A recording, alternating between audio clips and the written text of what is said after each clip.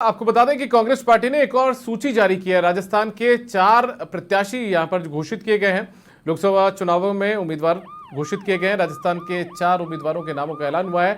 अजमेर से रामचंद्र चौधरी उम्मीदवार बनाए गए हैं। राजसमंद से सुदर्शन रावत, भीलवाड़ा से दामोदर गुर्जर, कोटा से प्रहलाद गुंजल उम्मीदवार बनाया है। और इसके अलावा तमिलनाडु की एक सीट पर भी नाम का जो ऐलान है वो यहां पर कांग्रेस पार्टी ने कर दिया है। तो अजमेर से रामचंद्र चौधरी यहां पर प्रत्याशी बनाए गए हैं, जिन्हें कांग्रेस पार्टी ने अपना उम्मीदवार यहां पर बनाया। अजमेर से रामचंद्र चौधरी, इसके अलावा भीलवाड़ा से दामोदर गुर्जर, राजसमंद से सुदर्शन रावत यहां पर प्रत्याशी बनाए गए हैं। कोटा की बात करें तो कोटा में प्रहलाद गुंजल पर कांग्रेस पार्टी ने दाव खेला है। पिछले दिनों बीजेपी से यहां पर कांग्रेस पार्टी का दामन इन्होंने थामा था। बीजेपी में लगातार लंबे वक्त से आके स्थानीय नेताओं से इनकी अदावत चल रही थी और उसके बाद में ये कांग्रेस पार्टी में शामिल हो गए थे।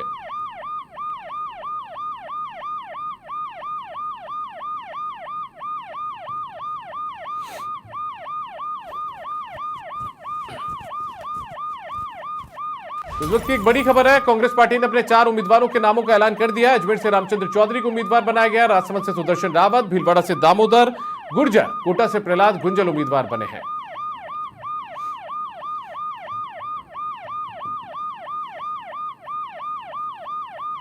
कांग्रेस पार्टी ने 4 उम्मीदवारों के नामों का ऐलान कर दिया है। कोटा से प्रहलाद गुंजल पिछले दिनों बीजेपी का साथ छोड़कर कांग्रेस पार्टी में शामिल हुए थे, उन्हें प्रत्याशी बनाया गया है। ओम बिरला के सामने भी चुनाव लड़ेंगे कांग्रेस पार्टी के प्रत्याशी के तौर पर। राजसमंद से सुदर्शन रावत, भीलवाड़ा से दामोदर गुर्जर प्रत्याशी हैं।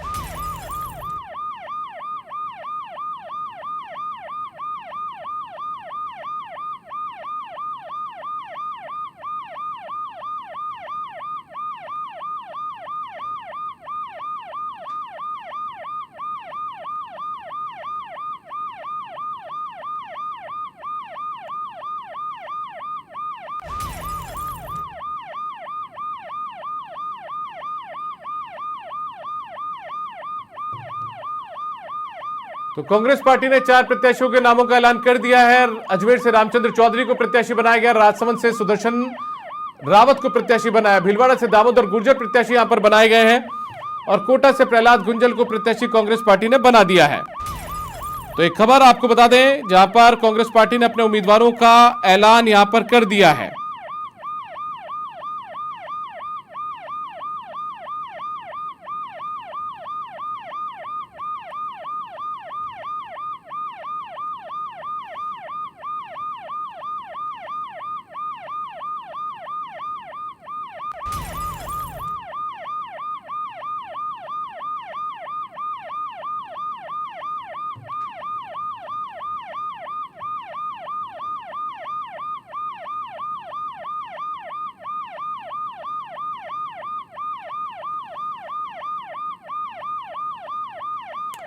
और ज्योति सिंह हमारी संवाददाता ज्यादा जानकारी के साथ एक बार फिर से हमारे साथ में कनेक्ट है, उनका रुख यहां पर करते हैं। ज्योति, 4 उम्मीदवारों के नाम का ऐलान कांग्रेस पार्टी ने यहां पर कर दिया है। प्रहलाद गुंजल की चर्चा हमने ब्रेक पर जाने से पहले भी आपसे की थी। ठीक है, पिछले दिनों ये कांग्रेस पार्टी में शामिल हुए, तो ऐसे में पार्टी ने इन पर दाव खेला है और बीजेपी के ओम बिरला के सामने इन्हें प्रत्याशी बनाया। वहीं बात यदि राजसमंद की करें तो पूर्व विधायक सुदर्शन रावत मौजूदा चुनाव भी 2023 में विधानसभा का ये हार गए थे बीजेपी के हरि सिंह के सामने। उसके अलावा बात करें रामचंद्र चौधरी, तो ये डेयरी के चेयरमैन रहे हुए अजमेर के। तो ऐसे में इन लोगों पर नए चेहरों पर कहीं ना कहीं दाव खेलने की कोशिश कांग्रेस पार्टी ने की है। बिल्कुल, देखिए कांग्रेस की बात करें 2019 लोकसभा चुनाव की अगर हम बात करते हैं तो देखिए काफी सारे चेहरे जो है चुनावी मैदान में कांग्रेस की तरफ से नए चेहरे उतारे गए हैं, नए चेहरों पे देखिए दाव लगाया गया है और कई ऐसे चेहरे हैं। देखिए खासतौर पर अगर हम 17 सीटों की बात करें तो देखिए 2019 का जो चेहरे हैं देखिए वो रिपीट नहीं किए गए हैं। और अब सिर्फ एक सीट बची है, बांसवाड़ा वाली सीट, जिस पे गठबंधन का देखिए इंतजार किया जा रहा है। हो सकता है कि ये सीट जो है बीटीपी के गठबंधन में चली जाए। और देखिए बाकी अभी 4 सीटों की बात करें, प्रहलाद गुंजल के अलावा देखिए हम तीनों उम्मीदवारों की बात करें तो देखिए काफी जो विचार और मंथन के बाद देखिए जो है कांग्रेस ने इस सूची की तरफ बढ़ी है। अब देखिए क्योंकि ठीक है ज्योति, मैं रोकूंगा आपको यहाँ पर। स्वप्निल मेरे साथ में मेरे वरिष्ठ सहयोगी हैं, डिप्टी एडिटर है हमारे, वो हमारे साथ जुड़ चुके हैं न्यूज रूम से। स्वप्निल, ठीक है, प्रहलाद गुंजल जिस तरीके से कांग्रेस पार्टी में एंट्री लेते हैं, बीजेपी के स्थानीय नेताओं के साथ में उनकी अदावत थी, तो लग ही रहा था कि सीईसी फैसला कर चुके और उसके बाद में कांग्रेस पार्टी उन पर दाव खेलेगी। लेकिन कुछ नाम चौंकाने वाले सामने आए। अजमेर से रामचंद्र चौधरी, उनका यदि इतिहास देखें तो ठीक है, वहां पर डेयरी की राजनीति वो करते आए थे, डेयरी के चेयरमैन वो वहां पर रहे, निर्विवादित चेयरमैन कई बार बने। जहां तक मुझे जानकारी करीब आधा दर्जन बार वो डेयरी के चेयरमैन रहे। सुदर्शन रावत की बात करते हैं। सुदर्शन रावत भीम से 2023 का जो चुनाव था वो बीजेपी के प्रत्याशी के सामने हार जाते हैं और अब उन्हें सांसद का प्रत्याशी बना दिया जाता है। तो क्या चेहरों की कमी कांग्रेस पार्टी के सामने रही है इस बार? बिल्कुल, देखिए ज्योति भी इस बात को बहुत अच्छे से समझा पाएंगी, लेकिन जितना हम जान रहे हैं या जितने खबरों में आया है, दीपक आप इस बात को बहुत अच्छे से जानते हैं कि जो फ्रंट लाइनर्स हैं वो इन चुनावों में नजर नहीं आ रहे हैं। एक दो चेहरों को अगर हम हटा देते हैं तो उसके अलावा जो कांग्रेस के फ्रंट लाइनर्स हैं या दिग्गज हैं जिनके ऊपर जिम्मेदारी होती है चुनावों में लीड करने की, वो इन चुनावों से पहले ही किनारा कर चुके हैं अलग अलग कारणों से। मुझे बहुत अच्छे से याद है सीईसी की बैठक चल रही थी, उसमें 4 दिग्गजों से पूछा गया, भंवर जितेंद्र सिंह से पूछा गया, अशोक गहलोत से पूछा गया, सचिन पायलट से पूछा गया, तो सभी ने अपने अपने रीजन गिना दिए। भंवर जितेंद्र सिंह का ये कहना था कि मैं तो चुनाव प्रभारी बना दिया गया हूं। सचिन पायलट ने भी कहा कि मेरे पास चुनाव का प्रभार है। अशोक गहलोत तबीयत का हवाला उन्होंने दिया।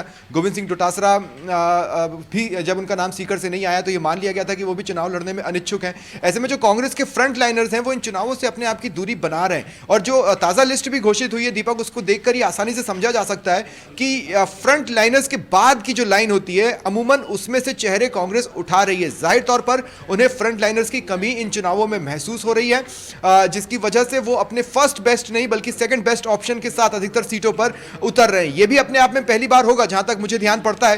कांग्रेस ने लोकसभा चुनावों में इतनी गठबंधन के लिए सीटें छोड़ी नहीं है कभी। अमूमन सारी ही सीटों पर कांग्रेस लड़ती आई है, लेकिन सीकर की एक सीट गठबंधन के लिए छोड़ना, फिर नागौर की एक सीट गठबंधन के लिए छोड़ना, और अभी भी डूंगरपुर बांसवाड़ा यहां का नाम कांग्रेस ने घोषित नहीं किया है, तो ऐसा माना जा रहा है कि अभी भी वहां पर बीएपी के साथ गठबंधन की संभावनाओं को कांग्रेस तलाश रही है।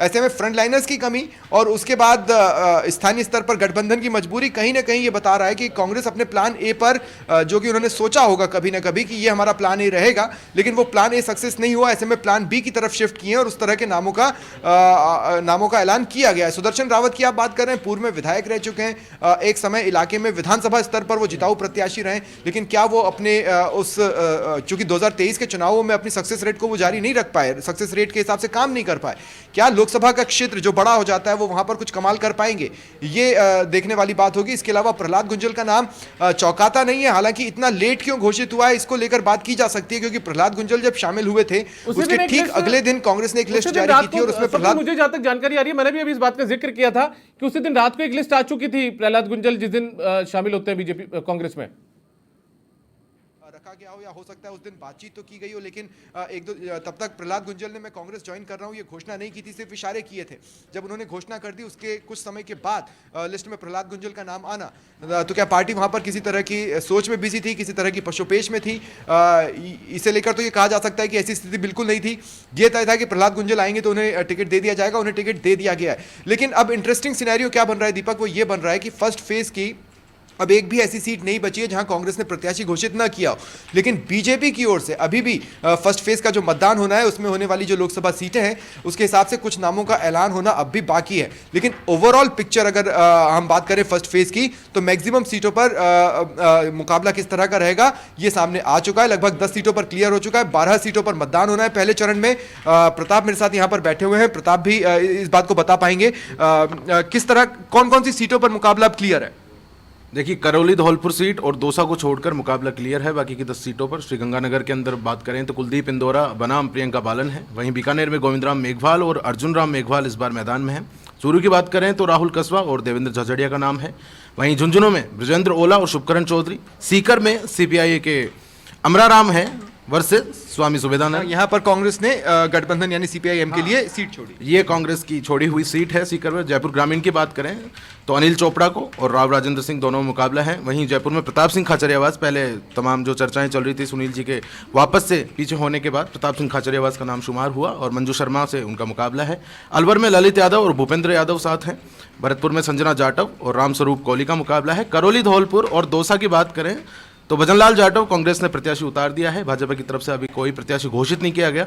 दौसा में भी मुरारीलाल मीणा कांग्रेस की तरफ से है, भाजपा में अभी घोषित नहीं किया है। नागौर में हनुमान बेनीवाल और ज्योति मिर्धा के बीच में मुकाबला है। और दीपक, अगर आप इन नामों को और साथ ही अन्य जो कांग्रेस ने नाम घोषित किए हैं, अगर आप उसको देखेंगे तो कांग्रेस ने कई सीटों पर ओल्ड इज गोल्ड का फॉर्मूला अपनाया है। जो पुराने चेहरे हैं, जो एक वक्त सियासत की धुरी हुआ करते थे, लेकिन किन्हीं किन्हीं कारणों से वो सियासत में नेपथ्य में चले गए या फिर उनका उतना दबदबा नहीं रह गया, खासकर मोदी लहर आने के बाद उन चेहरों को एक बार फिर से मौका कई सीटों पर कांग्रेस ने दिया है। जी दीपक। स्वप्निल, मैं जो लिस्ट मैं देख पा रहा हूं अभी तक, या जहां तक मुझे, क्योंकि लिस्ट मेरे सामने तो नहीं है, लेकिन जो नाम मोटे तौर पर याद आ रहा है, आपको नहीं लगता कि कई जगह पर ठीक है नए चेहरे दे दिए गए? अजमेर से रामचंद्र चौधरी, इनके अलावा भी कोई उम्मीदवार कांग्रेस पार्टी के लिए मुफीद हो सकता था, कोई बेहतर विकल्प भी हो सकता था, लेकिन ऐसे नाम निकाले गए या तो संगठन की राजनीति लंबे समय से कर रहे थे, या फिर कई जगह पर जो प्रत्याशी थे वो कांग्रेस पार्टी को नहीं मिले, तो जो पूर्व विधायक थे जो विधानसभा चुनाव तक हार गए, उनके ऊपर दाव खेला गया। आप कल की बात कर लीजिए, सुनील शर्मा, आप जिस बात की बात करते थे कि दूसरी जो टीम थी, बी टीम, उसको आगे लाया गया। सुनील शर्मा भी बी टीम के हिस्सा थे। सक्रिय राजनीति मतलब मैंने उनके करते हुए उस तरीके से देखी नहीं पिछले लंबे वक्त में। उन्हें टिकट दिया गया, फिर बाद में वो जो भी कारण रहे, उसके बाद प्रताप सिंह खचरियावास को आखिरकार वापस से लेकर आ गए। ठीक है, प्रताप सिंह चुनाव हार गए थे, लेकिन जयपुर शहर के अध्यक्ष वो रहे हुए हैं। इसी तरीके से आप अभी बात कर लीजिए, सुदर्शन रावत की बात कर लीजिए, तो ऐसे चेहरे ढूंढ ढूंढ कर लाए गए। गोविंद राम मेघवाल की बात कर लीजिए बीकानेर से। देखिए, इस बार कांग्रेस ऐसा मुझे लगता है, जो कि आप बीजेपी की तरफ से देखेंगे तो कई सारे फर्स्ट टाइमर्स विधानसभा चुनावों में जीत कर आए, और ऐसे ही फर्स्ट टाइमर भजनलाल शर्मा को सीएम बनाया गया और ये कहा गया कि भाई हमारे यहाँ हर कार्यकर्ता को मौका दिया जाता है। तो उस बात को हाथों हाथ पब्लिक ने भी लिया है और कार्यकर्ताओं ने भी लिया है। कार्यकर्ताओं के बीच में एक पॉजिटिव मैसेज गया है। अगर आप कांग्रेस की लिस्ट को देखते हैं तो आपको कई ऐसे चेहरे मिलेंगे जो फर्स्ट टाइमर्स हैं। खासकर जैसे अगर मैं बात कर लूँ लोकसभा के लिए, तो ललित यादव युवा चेहरे माने जाते हैं, और हालांकि उनके नाम का कुछ अपोजिशन जरूर हुआ, लेकिन पार्टी ने उस नाम को बैक किया। इसके अलावा अगर मैं बात करता हूं संजना जाटव, ये प्रियंका गांधी की कोर टीम की मेंबर रह चुकी हैं।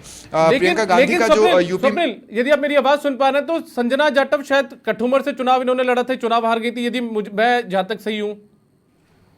जी, मैं वही बताने की कोशिश कर रहा हूं कि संजना जाटव ये एक ऐसा नाम है जो प्रियंका गांधी के काफी करीबी रही हैं। उनके वर्क कल्चर को, पार्टी में वो किस तरह से काम करती हैं, कार्यकर्ता के तौर पर किस तरह से काम करती है, प्रियंका गांधी उन्हें अप्रिशिएट करती है। लड़की हूं लड़ सकती हूं वाला जो मोमेंट प्रियंका गांधी ने यूपी में क्रिएट करने की कोशिश की थी, उस कोर टीम का हिस्सा भी संजना जाटव थी।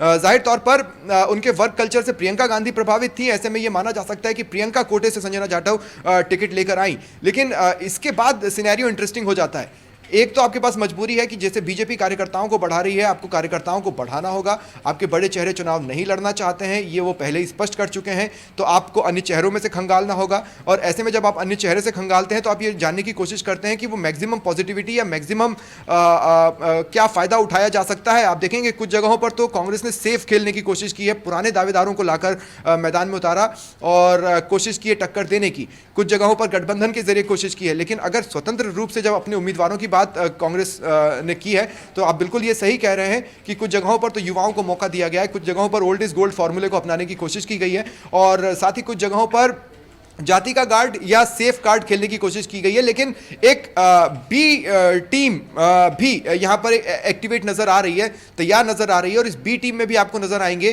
कि जो जिन दो धड़ों की बात कांग्रेस में अमूमन होती रही है, कुछ चेहरे तो वो हैं जो एक दूसरे धड़े का चेहरा है और कुछ चेहरे वो हैं जो पहले धड़े का चेहरा है, जिसका मतलब है अगर हम निकालें कि शायद अब आला कमान भी ये बात समझ चुका है कि एक तरफा अगर चलेंगे तो चीजें नहीं हो पाएगी। एक कॉकटेल ऐसा बनाने की कोशिश की गई है, कुछ सीटें कुछ नाम तुम्हारे वाले, कुछ नाम इनके वाले, और उसको मिलाकर ताकि सब साथ चल सकें। जहां तक आपने बात जयपुर की देखिए जयपुर डायलॉग्स के जरिए जिस तरह से कांग्रेस को, बिल्कुल स्वप्निल, यदि आप मेरी बात सुन पाए तो जिससे वापस से गोविंद सिंह डोटासरा को या फिर जो पार्टी के प्रभारी है सुखजिंदर सिंह रंधावा, उनको बीकानेर में खड़ा होकर ऐसा ना बोलना पड़े कि हम तो चाहते थे चेहरे बदल दिए जाते तो शायद जीत होती, इसलिए शायद सामंजस्य बैठाने की कोशिश की गई होगी दोनों धड़ों के बीच में, ए और एस। मरता क्या ना करता। देखिए हर लिस्ट के साथ दीपक मैंने कहा है कि कांग्रेस की स्थिति इस वक्त मरता क्या ना करता वाली है, और ये बात सिर्फ आला कमान समझ रहा हो ऐसा नहीं है, ग्राउंड लेवल पर कार्यकर्ता भी इस बात को समझ रहे हैं। और ये जो डायलेमा है कि भाई अब पूरी ताकत झोंक देना है, मैंने आपसे पहले भी कहा था जब हम दोपहर में बातचीत कर रहे थे कि कांग्रेस के पास खोने के लिए क्या है, आप जीरो से क्या खो सकते हैं। ऐसे में कुछ फैक्टर्स तो नए क्रिएट करने की कोशिश हुई है, कुछ सोशल इंजीनियरिंग का भी ध्यान रखने की कोशिश हुई है।